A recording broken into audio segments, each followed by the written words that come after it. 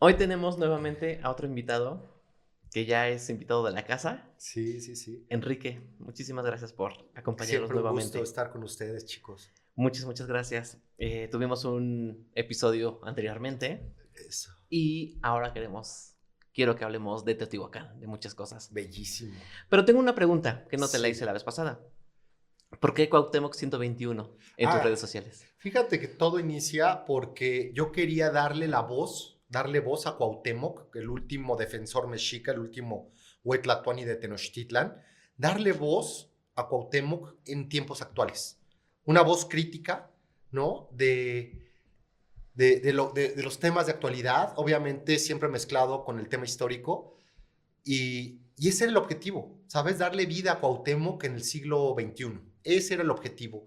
La realidad es que conforme fue creciendo la cuenta de X, o Twitter en el Ujú. pasado, la verdad es que se quedaba corto, ¿no? El discurso que yo planeaba, de simplemente criticar o darle vida a este personaje, y se fue diversificando terriblemente, así como yo, ¿no? Ujú. Así como yo me fui desarrollando en mis intereses, en los libros que leía, en los temas históricos, artísticos de nuestro país, pues ya quedó muy corto, ¿no? Este discurso o esta idea de darle vida a Cuauhtémoc, y pues quedó porque se fue pues quedando como una marca, ¿no? Ahora ya Cuauhtémoc 1521, así es como la gente me ubica, o como Tlatón y Cuauhtémoc.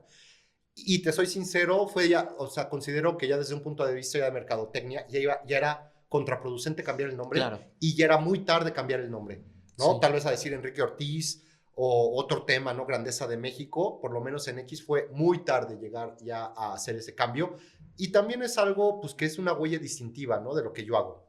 Entonces, así es como tiene origen el nombre de Tlatón y Y Cuauhtémoc. aparte ya tienen los usuarios, ¿no? O sea, ya los usuarios son... Lo conocen así, me siguen Claro, así, claro. y también es un orgullo, ¿saben? Mucha gente piensa, me acuerdo que hace muchos años pensaban que era un tema de prepotencia o de soberbia, ¿no? Ujú. El nombrarme como Tlatoani Cuauhtémoc. La realidad es que yo nunca lo vi así, yo simplemente lo vi por mi admiración y fascinación por este personaje que arriesgó todo y se puso en la primera línea para defender sus raíces, su cultura y de dónde venía, ¿no? Lo que estás haciendo, claro que Entonces yo creo que hay que verlo desde un punto de vista. Tú sabes que también muchas redes sociales son muy tóxicas, sí. entonces pues, creo que hay que cambiar eso también, ¿no? Finalmente todos somos mexicanos, y finalmente, aunque tengamos ideologías contrarias o no les vayan a Chivas o a la América, Ujú. todos somos mexicanos y todos tenemos que apoyarnos, y todos pertenecemos a este origen, ¿no? Estamos en lo mismo. ¿Qué Exacto. pasa algo? Voy a hacer este comentario como anécdota.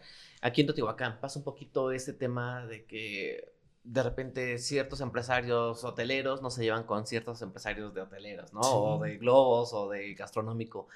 Y siempre digo, estamos en lo mismo. Estamos aquí en Teotihuacán y estamos en lo mismo. claro. Somos prestadores de servicio. Entonces pasa lo mismo con los Si a mexicanos, ¿no? Teotihuacán le va bien, a A todos todos va les a va ir a ir bien, bien. claro. Si la tienda que ustedes tienen, la boutique, se vuelve famosa a nivel nacional, a todo mundo le va a ir bien. O un hotel boutique, o un servicio de globos, O o un lo que sea, un restaurante. restaurante. O sea, lo que destaque en Teotihuacán va a ser que incrementen las visitas para todos. Exacto. Quiero empezar a platicar contigo, que nos digas así a grandes rasgos, ¿qué onda con Teotihuacán? ¿Cómo empezó? Wow, ¿Quién lo encontró? ¿Cómo llegó? ¿Cómo llegó a sí, ser el nombre Teotihuacán? Porque bueno, ese fue un nombre impuesto. Realmente no sabemos cómo se llama originalmente. sí, sí, eso es un Así, en tema. grandes rasgos, platícanos Pues cómo está. Teotihuacán, ¿Cómo está? no, Teotihuacán, la gran urbe de América en el siglo III, IV hasta V después de Cristo, la urbe más grande del continente, una de las 5 urbes más grandes del mundo, una población estimada de 120,000 habitantes a 220,000 habitantes, eh, y muy sui generis, contraria a otras culturas, a otros imperios, a otras organizaciones políticos sociales de la época, ¿no? Teotihuacán también un importante espacio para el centenario de la independencia nacional, Ujú. ¿no? Cuando gobernaba Porfirio Díaz, 1910, llega aquí Leopoldo Batres, ¿no? El arqueólogo del régimen, con la consigna, pues, de dejar presto a Teotihuacán para el centenario de la independencia nacional y para mostrarlo al mundo como parte de las riquezas nacionales. Leopoldo Batres, muy polémico, recordemos que para aquellos tiempos pues, no había Secretaría de Cultura, no había INA, y los arqueólogos, pues antes que Leopoldo Batres, pues de cierta forma eran más como exploradores, investigadores por su cuenta, incluso saqueadores, ¿no? Que trataban también, pero que también su labor fue muy valiosa porque ellos tomaron daguerrotipos, ¿no? O sea, las fotos de aquellos años. Ellos registraron piezas. Ellos hicieron dibujos, ¿no? Como Frederick Catherwood en lo que fue el mundo maya en Centroamérica. Entonces, a pesar de lo controversiales que puedan parecernos sus acciones en la actualidad, pues fue muy importante su labor. Leopoldo Batres, al quien se le acusa de haber dinamitado la pirámide del Sol, tratando de entender qué había dentro de esta estructura y si era una tumba, teniendo en mente pues otras grandes estructuras del mundo como las pirámides de Giza en Egipto, ¿no? Entonces, de repente decisiones polémicas sobre esto, aquel que reconstruyó en gran medida Teotihuacán, y eso es importante de mencionarlo, la pirámide del Sol está parcialmente reconstruida, los basamentos de la Avenida de los Muertos, ¿no? O sea, tú los ves y están perfectos los basamentos, ¿no? Que van flanqueando la Avenida de los Muertos. Tú lo ves y dices, wow, ¿cómo es posible que se hayan mantenido así por más de 1500 años? ¿Por qué? Porque están restaurados, porque están reconstruidos y porque en aquel momento no había una normatividad por parte de institutos del gobierno para reglamentar cómo iban a ser las exploraciones, las restauraciones, las consolidaciones o las reconstrucciones de zonas arqueológicas. ¿Qué tanto modificar o qué tanto no? Eso no estaba escrito en papel, no había, reitero, normas.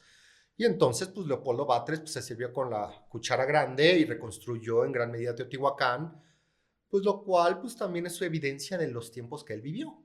Claro, es que no se puede juzgar, o sea, Lo mismo, o ¿no? sea, regresamos al tema de la vez pasada.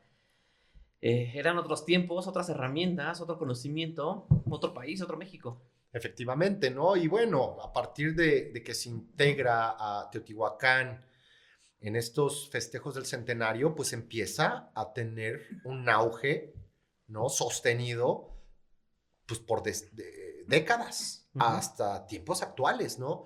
Teotihuacán, la zona arqueológica más visitada de América y una de las más visitadas del mundo, una visita obligada para aquellas personas que nos visitan de otros estados o de otros países a la Ciudad de México, es una visita obligada.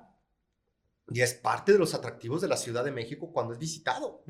Entonces, abona pues esta derrama económica para los mexicanos que vivimos en esta zona del país y para todos aquellos que también viven en Teotihuacán y que brindan algún producto o servicio, ¿no? Eso es muy, muy relevante, ¿no? Desde ese punto. Así es como inicia lo que es pues la fama de Teotihuacán, ¿no? Ya había habido exploradores en siglos pasados, ¿no? Me acuerdo de Thomas Gage, un fraile de origen británico que llegó a Teotihuacán en el siglo XVII, y muy interesante su crónica porque él dice que en la pirámide del Sol, ¿no? El templo del dios de las tormentas, él vio en la cima una escultura de grandes dimensiones, o sea, antropomorfa, o sea, de la representación seguramente de un dios y seguramente que del dios de las tormentas.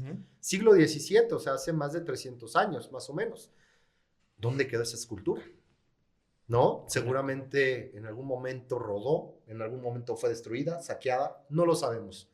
Pero imagínate una escultura, pues al menos de 2 metros, del dios de las tormentas, que después los grupos nahuas llamarían Tlaloc, ¿no? El dios de la lluvia, ¿no? Entonces, siempre llamó la atención estas grandes estructuras a no solamente arqueólogos, no solamente exploradores, a intelectuales, Carlos de Sigüenza y Góngora, un contemporáneo de Sor Juana Inés de la Cruz, también en el siglo XVII, visitó Teotihuacán en pleno virreinato, ¿no? Visitó Teotihuacán y escribió crónicas sobre lo que él vio, e incluso importantes artistas, ¿no?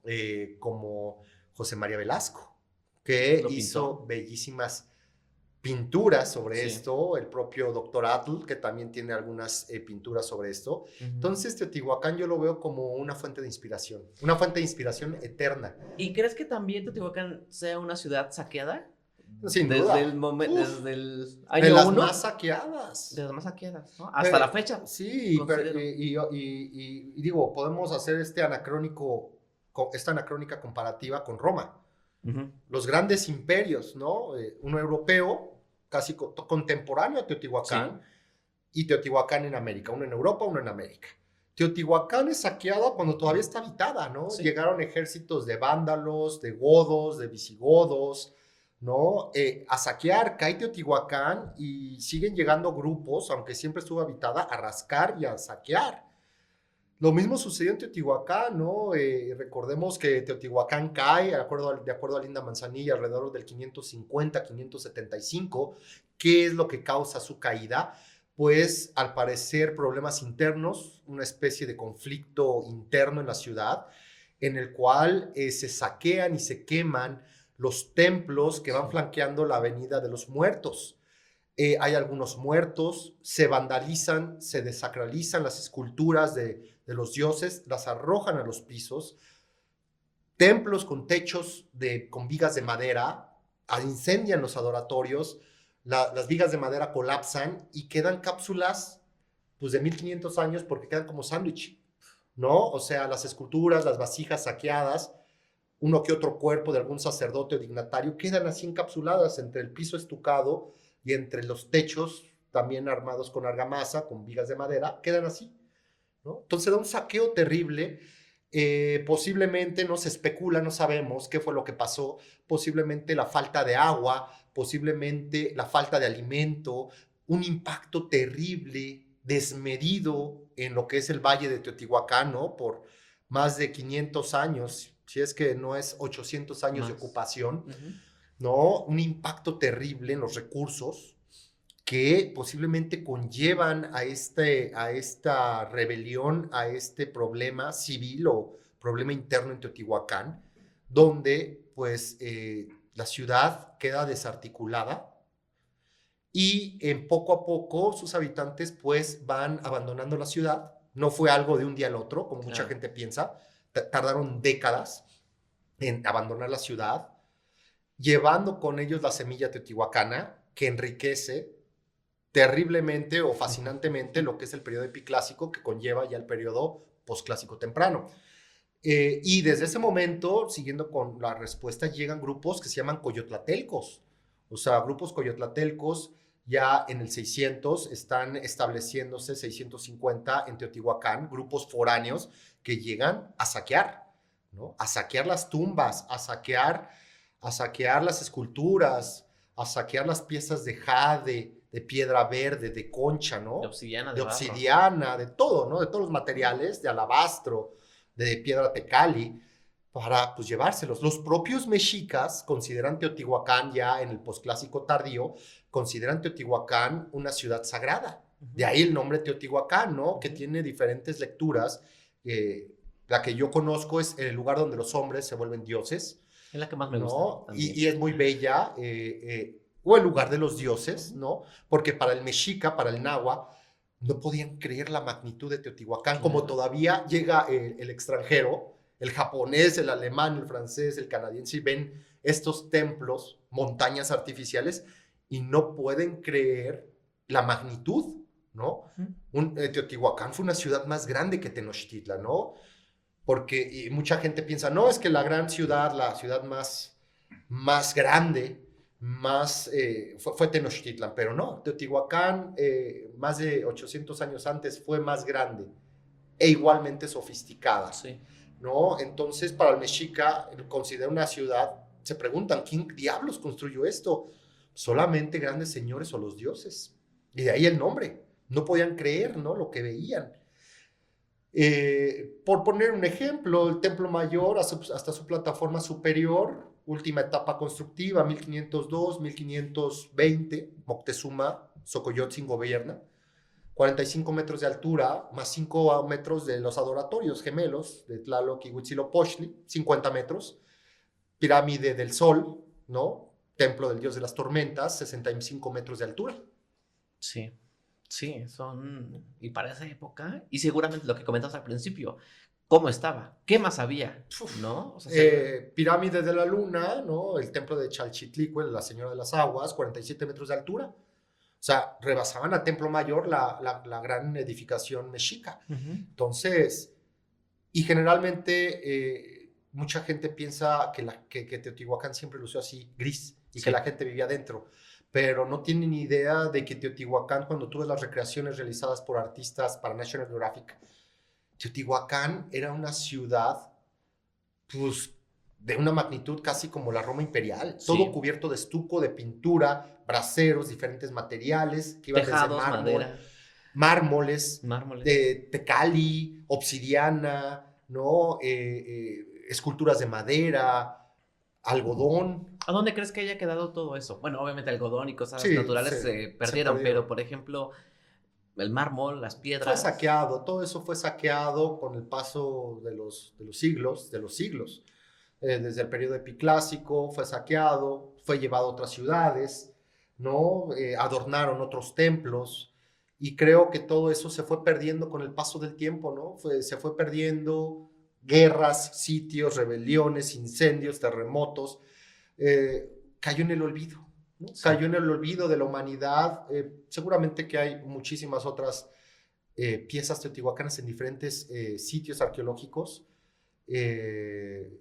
pero pues bueno, habrá que esperar a ver qué encontramos. Y la realidad es que actualmente en Teotihuacán, en lo que es su zona, el recinto cívico, religioso, administrativo, pues en gran medida ahí eso fue lo más saqueado, ¿no? Y bueno, yo conservo esperanzas que todavía hay mucho por excavar, como tú bien sabes, en Teotihuacán. Teotihuacán fue una ciudad de 23 kilómetros cuadrados, o sea, increíble. Sí, era una ciudad. Una urbe fabulosa, gigantesca.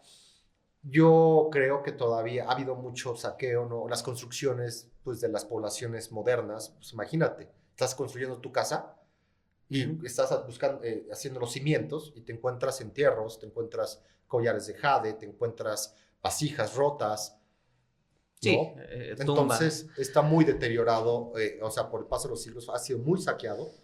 Pero yo guardo esperanzas que todavía hay grandes tesoros, ¿no? Pues el gran tesoro que se acaba de descubrir en la última década es Proyecto Tlalocan. Efectivamente, ¿no? Por ejemplo, está impresionante lo que se encontró. Una cosa surrealista. Surreal. Del arqueólogo Sergio Gómez, ¿no?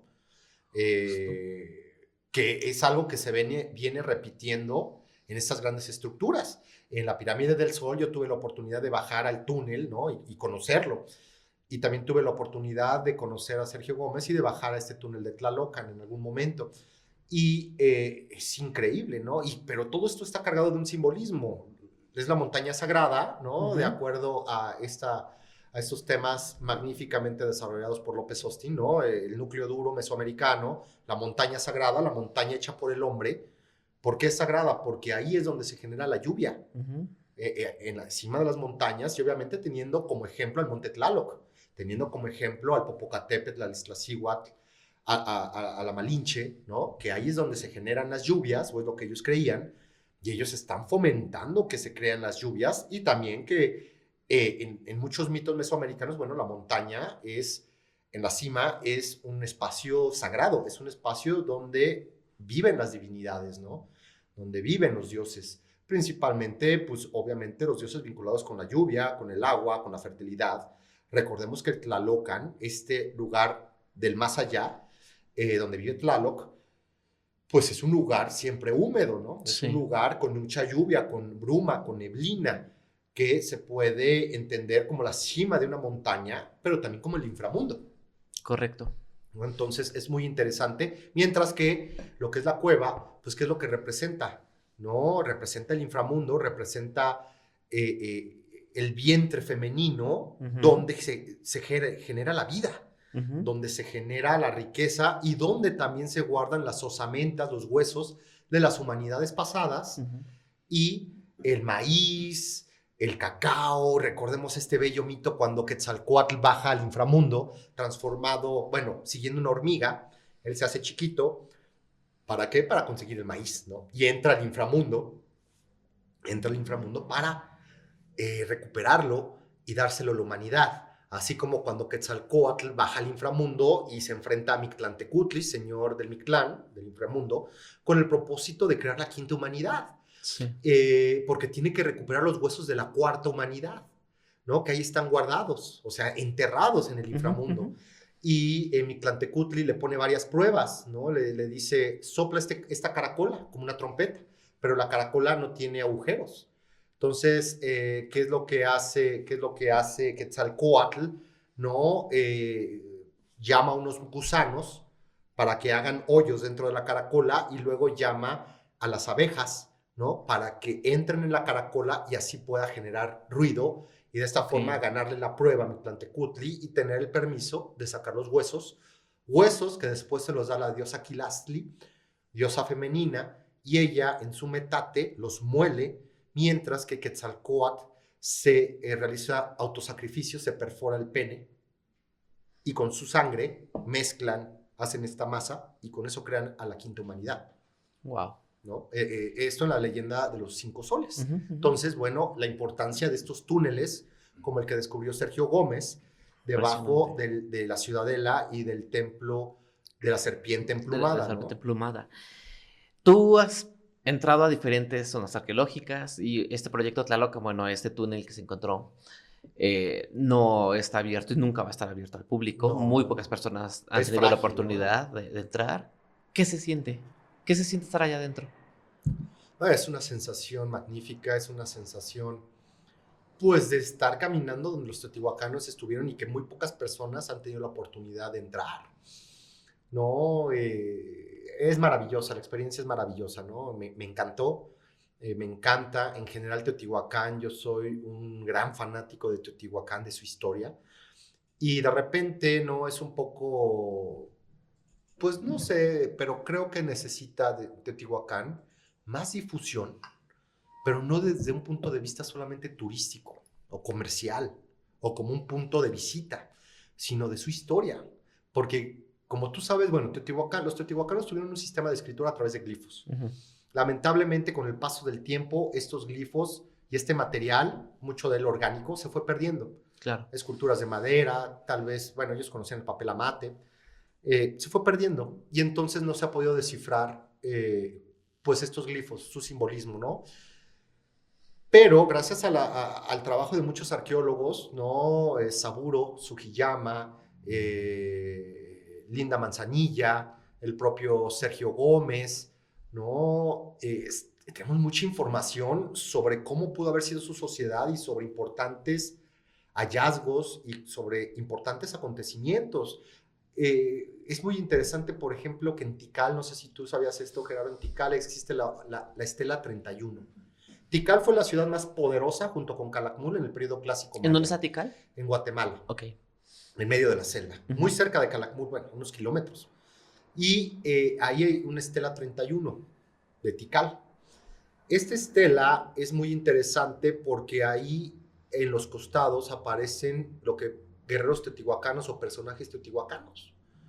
Y en el año 300, ¿por qué pasa esto? Porque en el año 378 la evidencia parece indicar que hubo una partida de guerreros teotihuacanos que llegaron a Tikal.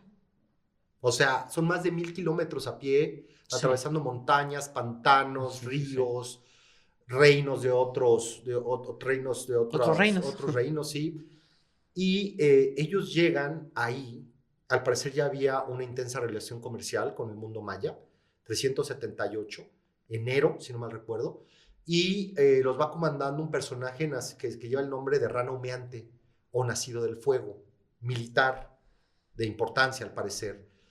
Al parecer, bueno, logran entrar en Tikal, ese mismo día tenemos todo esto registrado, y ahorita te voy a decir cómo yo sé esto.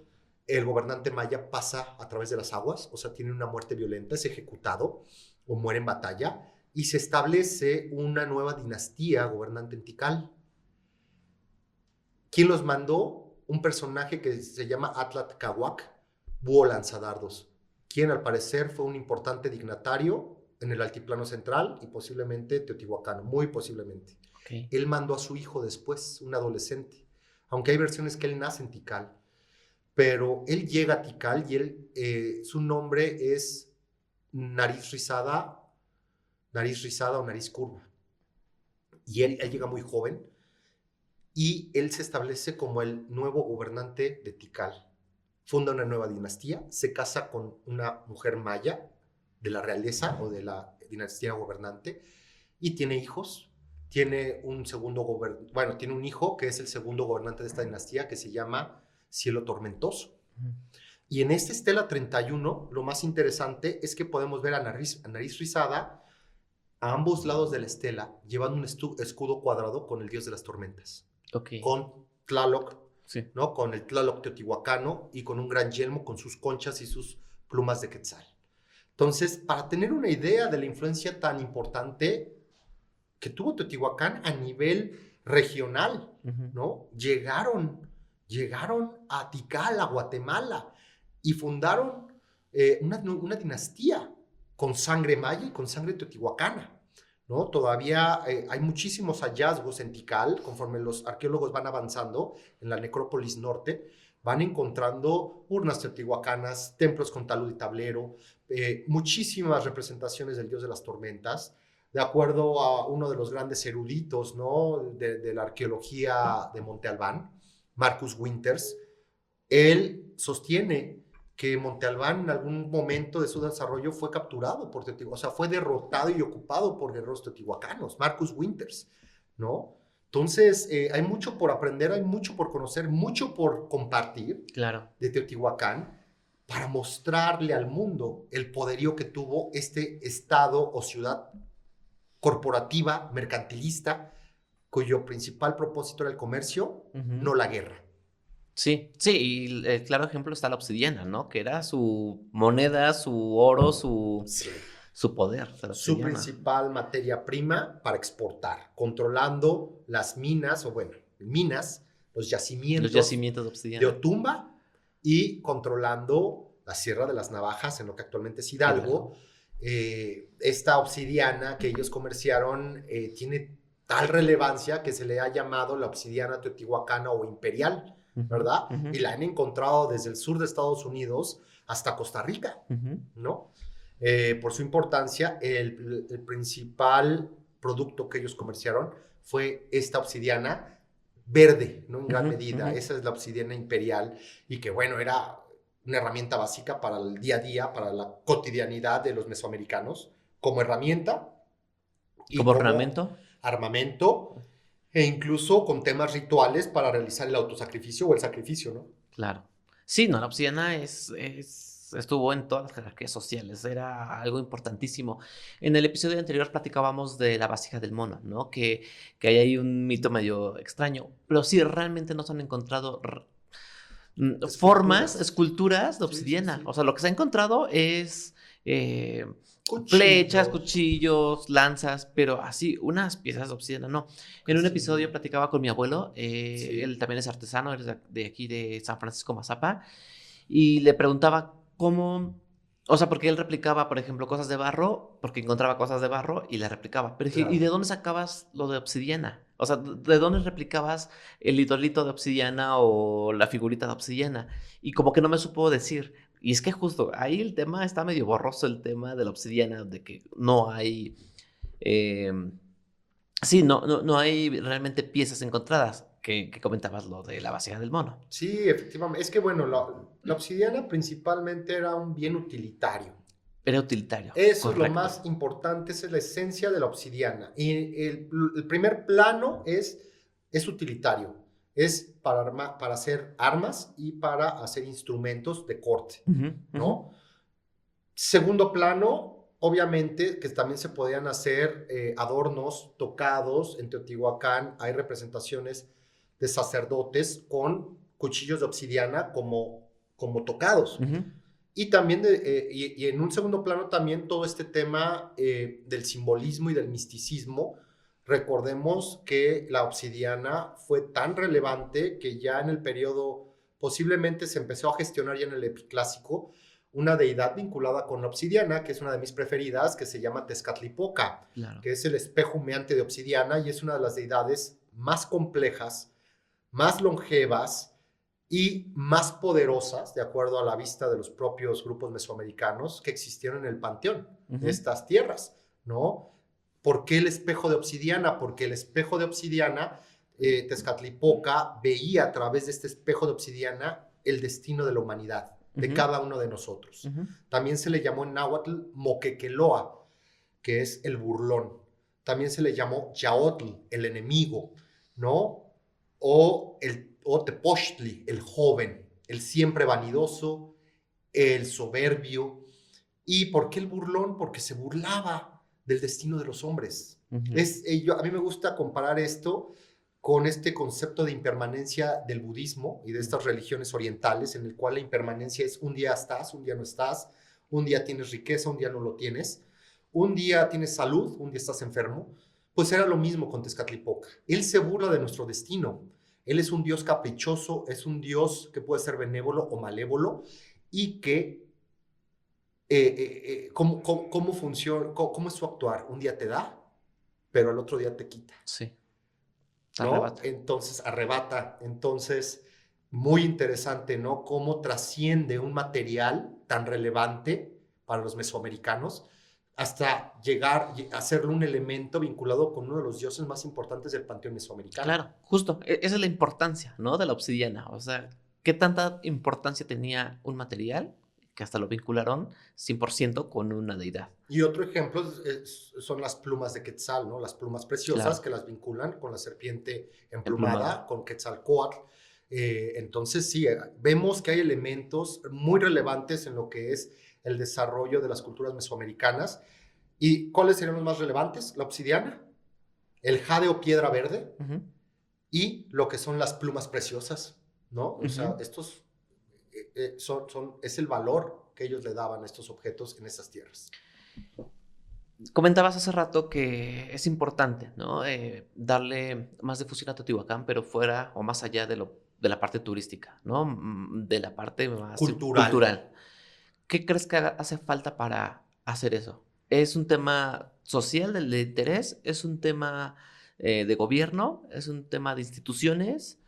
¿Qué crees que es? Es muy buena pregunta. ¿Qué crees que es lo que está pasando?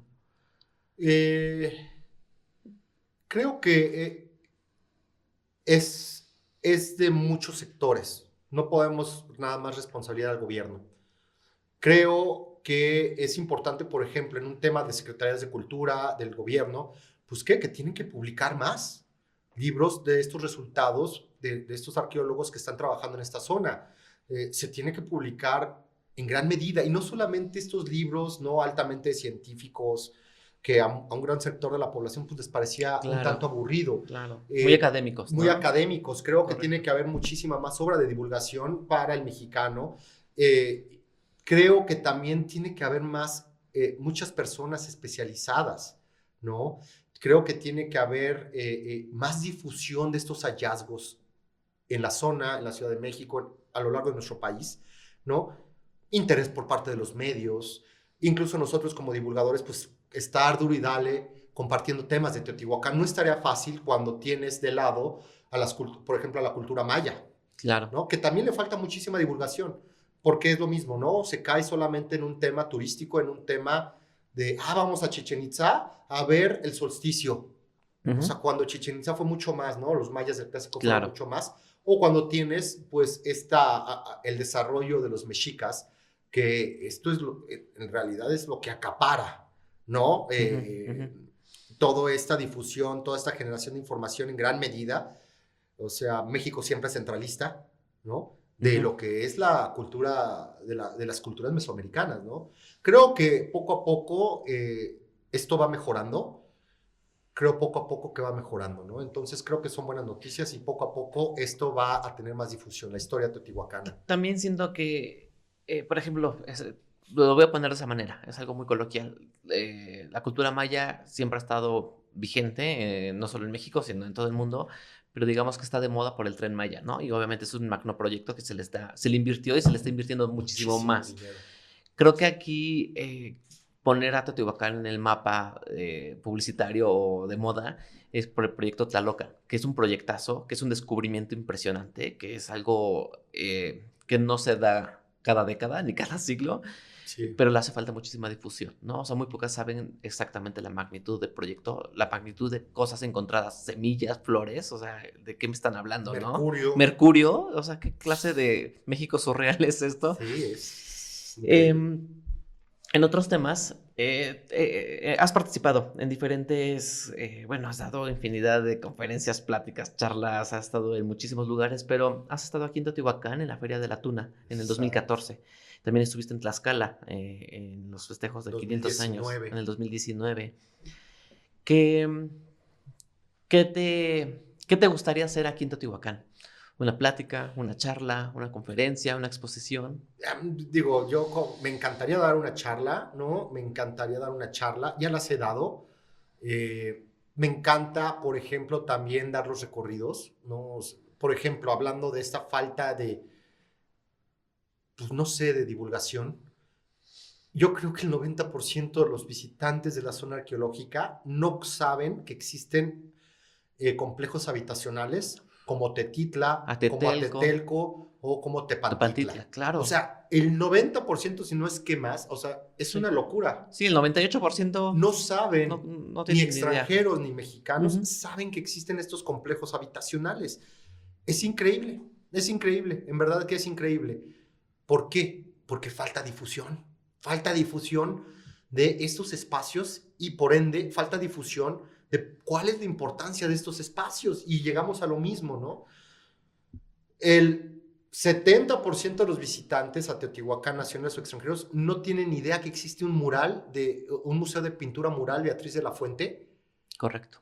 y de repente, no, vamos a Teotihuacán, vamos acá, vemos las pirámides, el templo, la serpiente emplumada, y cuando van en el circuito, mira, hay un museo, podemos parar, pues ya muy tarde. Y esto me lleva también a pensar que los guías de turistas, Ujú. ¿no? Se tienen que diversificar, Claro. tanto los que traen a gente de la Ciudad de México como los que viven en Teotihuacán o laboran en Teotihuacán, se tienen que diversificar. O sea, no podemos ser conformistas en un sentido de el mismo recorrido, la misma información, el mismo lugar a visitar. Tienen que ir más allá.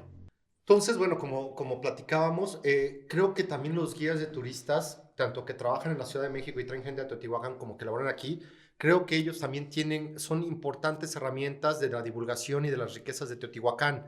No pueden quedarse siempre con, ¿sabes?, llevar al turista o al visitante a la pirámide del Sol, de la Luna y de la serpiente emplumada.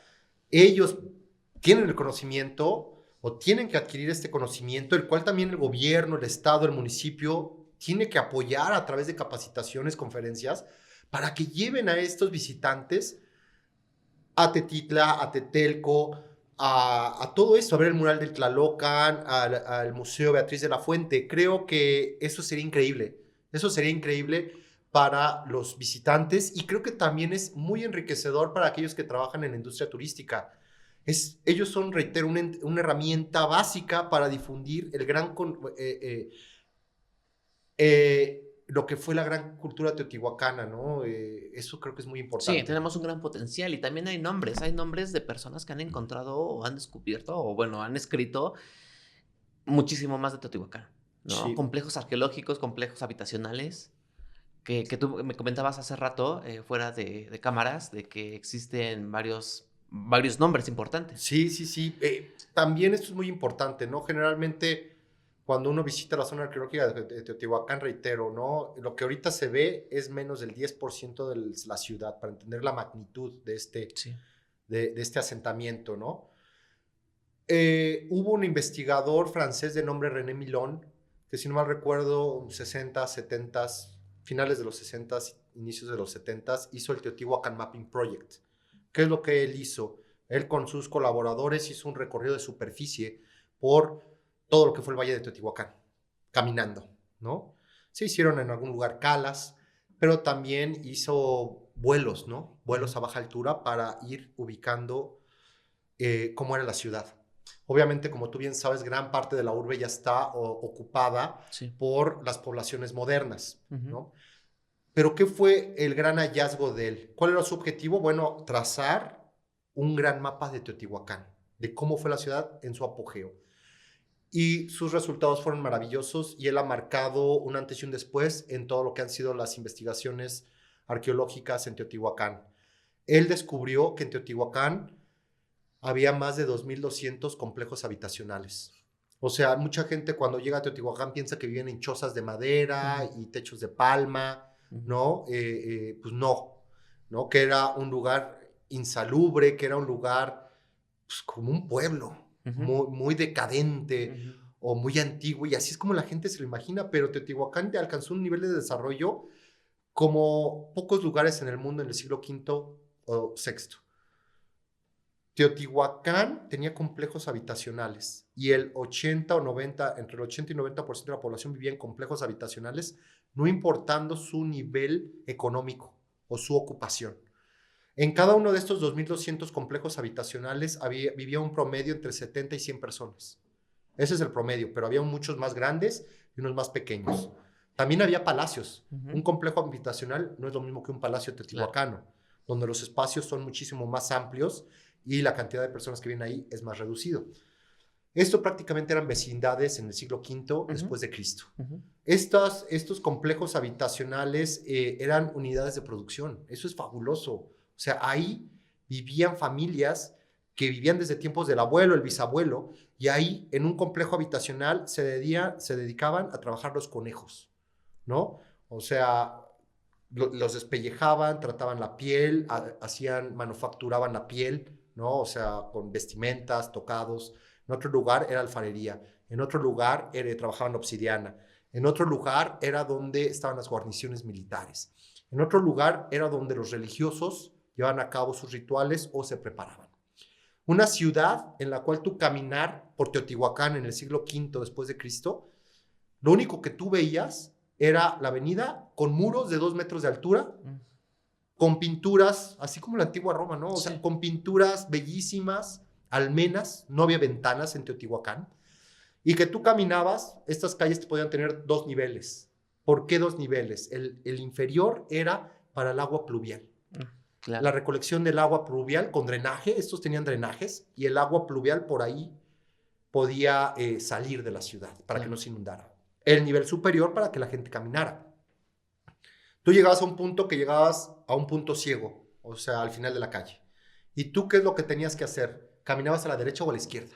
No había otra opción. Derecha o izquierda, ¿no? Era un laberinto de Teotihuacán. También obviamente, estos complejos habitacionales pues brindaban protección a las familias porque tenían 1 o 2 entradas. Si llegaba un grupo a invadir, pues las familias iba a ser muy difícil tomar la ciudad. Estaban protegidas. Porque eran como castillos, ¿no? Como fortificaciones donde no había ventanas y 1 o 2 entradas. Y laberintos adentro muy oscuros que usaban, agujeros en el techo y pequeñas albercas para que cuando el sol pasara reflejara la luz solar en el agua. Ah, claro, los espejos de agua. Los espejos de agua que podemos ver en muchos espacios en Teotihuacán, o usaban sus antorchas de ocote. Pero, o sea, y también era una forma de control para la población, para hacer censos, o para darles pago de impuestos o de tributos, y también para controlar, ¿no? Controlar posiblemente revoluciones, alzamientos, también eso. O sea, entonces era una cosa fabulosa que ninguna otra ciudad prehispánica pudo replicar este modelo tan desarrollado de urbanismo. También comentar que, por ejemplo, había barrios de diferentes grupos. Sí. O sea, diferentes grupos mesoamericanos. Había un barrio zapoteco. ¿Cómo sabemos esto? ¿Cómo los arqueólogos lo han descubierto? Porque las osamentas están enterradas de la misma forma que en Monte Albán y otros sitios de los valles centrales de Oaxaca. Había unos complejos habitacionales que estaban ocupados por gente que venía del Golfo, ¿no? Del Totonacapan, de la Tierra Caliente, en donde, por ejemplo, daban banquetes. Esto lo ha descubierto esta Linda Manzanilla. Traían su comida, ¿no? Traían sus pescados, traían sus camarones y los consumían en Teotihuacán y ellos hablaban su idioma y se hablaba zapoteco y no se ha descubierto un barrio maya, pero yo tengo casi la certeza de que existió también un sector de la ciudad Sí. ocupado por mayas, Sí. ¿no? Entonces era una ciudad cosmopolita donde Claro. se hablaban diferentes, no lenguas, sino idiomas. Me Ujú. gusta llamarlas idiomas, Idiomas.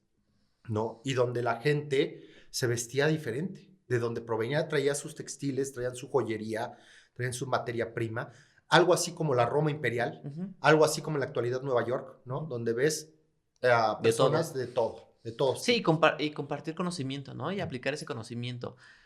Sí, Teotihuacán era algo que creo que no nos podemos imaginar, o sea, y Todavía, es creo que todavía, obviamente los investigadores entienden la dimensión de esta ciudad, pero gran parte de la población, de los visitantes, de los extranjeros, no entendemos la magnitud sí, que tuvo Teotihuacán y su influencia a lo largo, pues, de por lo menos medio milenio, sí. que fue el poder hegemónico en la región y que los mayas buscaron en gran medida emular esta ciudad y cuyos conceptos religiosos fueron importados hacia el Ujú, mundo maya ujú, con ciertos dioses, ¿no? Como el ujú, propio dios de las tormentas, ujú. la arquitectura, talud tablero, muchísimas cosas. Correcto, La correcto. serpiente emplumada, ¿no? Sí, algo que pasa que es Cuculcán, ¿no? Cuculcán, Quetzalcóatl, ¿no? Sí, sí, sí. Siendo que se replica un poquito el tema de Grecia y Roma, que replican como estos dioses y que replican como Es buena, o sea,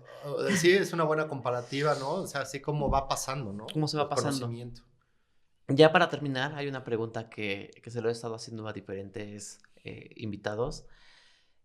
Tú comentabas hace ratito al principio de este episodio cómo fue la decadencia de Teotihuacán. Pero tú, ¿cómo crees que fue? Dejando de lado la investigación, dejando de lado lo que existe, ¿tú cómo crees? Porque hay mil temas, ¿no? O sea, Sí, hay desde alienígenas hasta sí, sí, se quemó sí. ahora la ciudad, ¿no? Y de un día para otro desapareció. ¿Tú cómo crees? Fue un proceso, yo creo, de varios años que fue minando a la población. Fue minando a la población. No lo sé si, bueno, obviamente, yo creo que hubo dos posibilidades.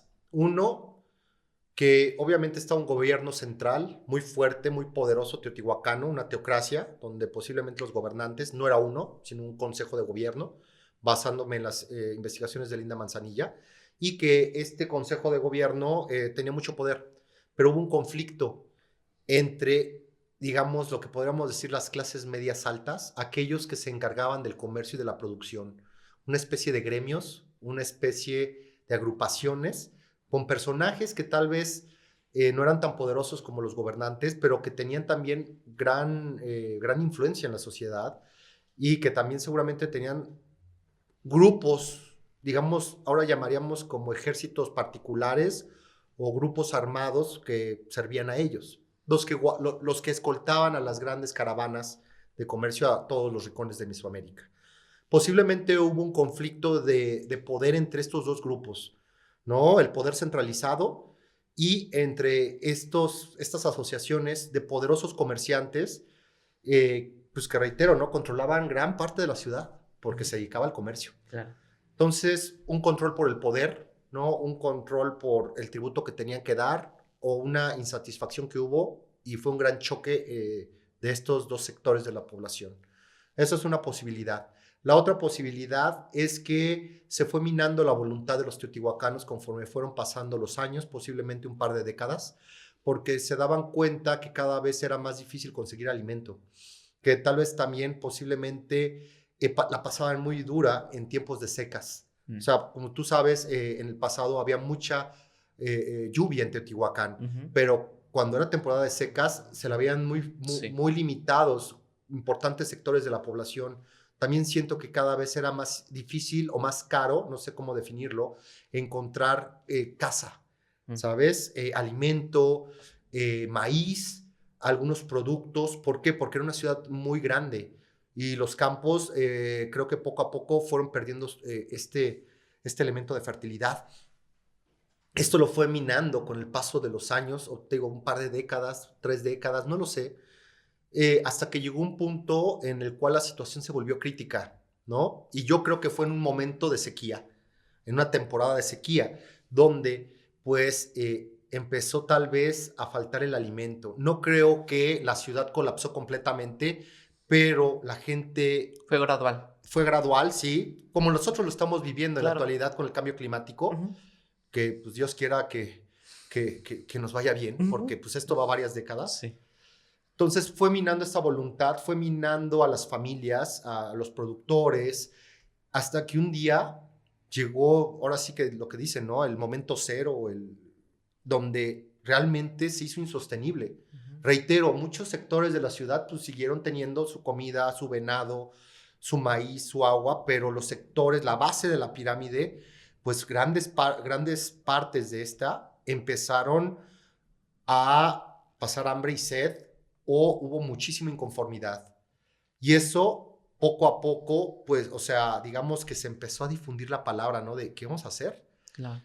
Ya previamente, yo creo que ya había habido demandas. Creo que previamente ya se había hablado con el estrato medio, ¿no? Con estos patrones, estas gentes ricas de comercio, que estaban en una posición muy cómoda y muy poderosa, y se empezó a pasar la voz, y se dieron cuenta que esto iba a continuar y que iba a empezar a arrasar hacia arriba de la pirámide. Obviamente las clases dirigentes estaban muy enteradas de esta situación y estaban muy preocupados, ¿no? Pero pues podían hacer lo que podían. Hasta que finalmente un día hubo una rebelión, ¿no? Porque era o te rebelas y exiges, o te mueres y tu familia se muere contigo, o emigras, ¿no? Seguramente que también me gustaría pensar que Teotihuacán tuvo estos grandes graneros, ¿sabes? Para momentos de falta de alimento, de escasez.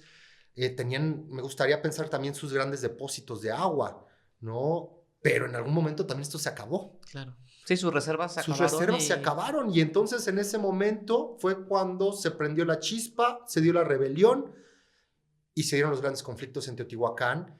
Y yo veo que sí, los gobernantes, pues sí, trataron de mover a los ejércitos, se dieron choques en las calles, sobre todo en el recinto ceremonial, y yo sí creo que gran parte de la población, pues se hizo del dominio de la ciudad, quemó, destruyó, los dioses les fallaron, también los arrojaron, y los gobernantes, pues, y sus familias corrieron por sus vidas, y muchos fueron alcanzados y asesinados.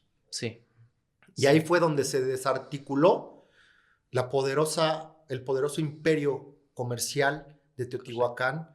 Así es como yo me lo imagino, y fueron días, no creo que haya sido un día, fueron días, 5 días, una semana, terribles, ¿no? Donde la gente se pertrechó en sus complejos habitacionales, todo el mundo estaba armado, y donde huestes, ¿no? Pandillas, deambulaban por la ciudad buscando saquear, buscando alimento, obviamente enfocados en los palacios y en los templos, y donde vivía la élite.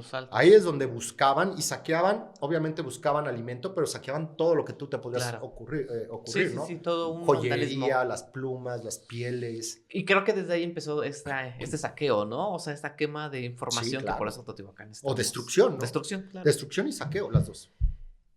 Ya para cuando esté saliendo este episodio, seguramente ya está publicado tu 4º libro. Efectivamente. ¿En dónde lo pueden encontrar? Sí, se va a llamar La Conquista para Gente con Prisa, publicado por Planeta. Lo pueden encontrar en Amazon, lo pueden encontrar en librerías a lo largo del país.